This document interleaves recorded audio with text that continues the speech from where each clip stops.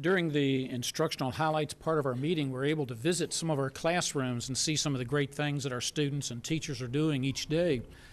Tonight's no exception, and to begin our Instructional Highlight, I'd like to introduce our principal of Brock Road Elementary, Ms. Barbara Dickinson. Ms. Dickinson.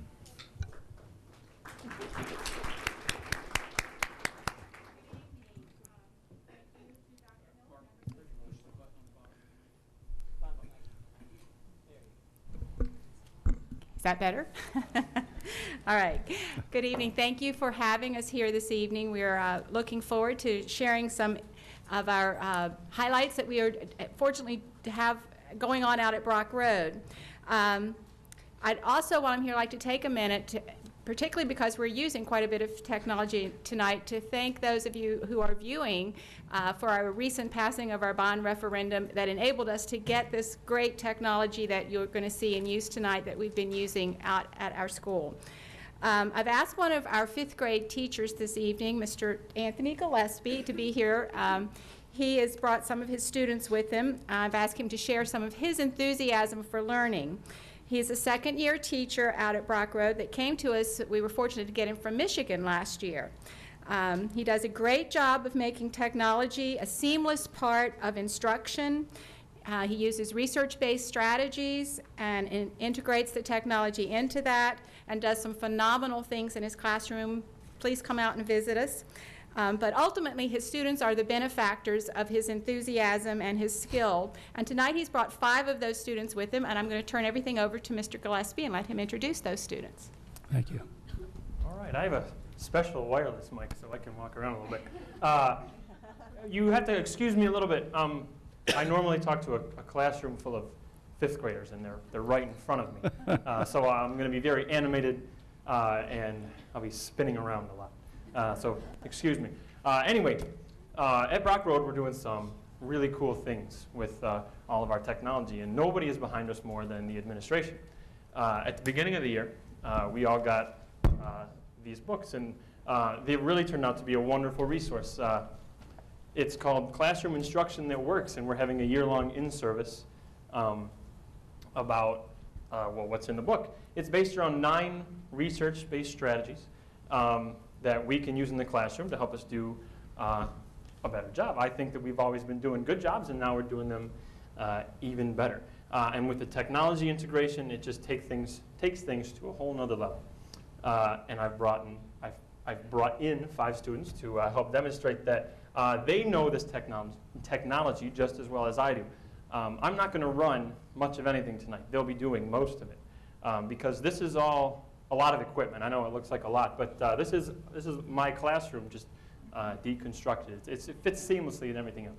All right, Sheila, if you would come up and run Google Earth for me. Google Earth is a great program.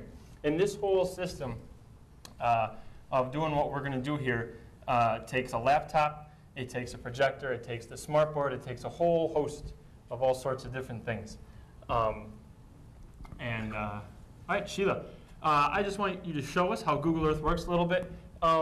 It's basically an electronic globe, and to be honest, it makes me feel like I live in the future, and I'm excited to show you. Sheila, would you show us North America? Ooh, pretty wonderful. Show me Africa, if you would. All right, good. Give her a spin for us. All right. Now, this is all well and great. We can see a globe. I mean, I have plenty of I can touch them globes in my classroom, but this globe can do what not many other globes can do. We talk about things in our classroom like weathering and erosion, and it's one thing to tell the kids about it. We talk about weathering and erosion in the Appalachian Mountains, which are near here. And they've seen most of the mountains, so they know what weathering and erosion can look like in some places. One of the research-based strategies in this book is identifying similarities and differences.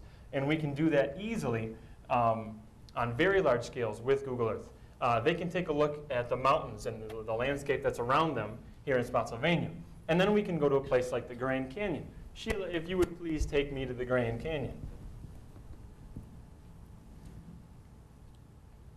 Right. Hopefully you'll be able to see it in a minute, but we're there it is, flying into a wonderful vista of the Grand Canyon. Now we can look and we see how weathering and erosion has affected this landscape. Sheila, would you take me on a small tour of the Grand Canyon? We can go through, we can look at any aspect of the Grand Canyon from any angle, and we can talk about how this is like what we see here in Virginia and how it's different from what we see around us, and that really helps to cement in the kids' minds exactly how everything works. All right, we can do cooperative learning. We go on volcano hunts. There are thousands of volcanoes in Google Earth, and we can go to any of them. And we can talk about generating and testing hypotheses, which is another research-based strategy out of the book. They can talk about what kind of conditions a volcano exists under, and then they can go see it to see how those conditions affect how the volcano really turns out. Would you take me to the volcano, please? All right, and we fly all the way across the world, down into the South Atlantic, into Fogo, Cape Verde, into this cool island. All right, Sheila, would you zoom in a little bit? Now here, we can see how the conditions that the volcano exists in affects how it was formed. We can see the lava flows that have come out, show us the crater, very good. All right, and we can also see a larger picture. All right, this was a volcano that actually rose up from an island that actually rose up from a volcano on the seafloor. Sheila, would you zoom out and show me the whole island, please? Now, this is something we never could do before. Even a movie that we can show kids isn't the same, because they can come up to the board and look at things. Very good. And they can see the whole island, and they can pan and zoom around it and look at it at any angle they want and really see how it is. And they can do that all on their own. I don't have to do it. They know how to do it. All right.